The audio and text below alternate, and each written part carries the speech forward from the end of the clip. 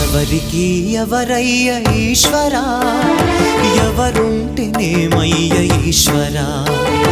ఎవరికి ఎవరయ్య ఈశ్వరా, ఎవరుంటేనేమయ్య ఈశ్వరా.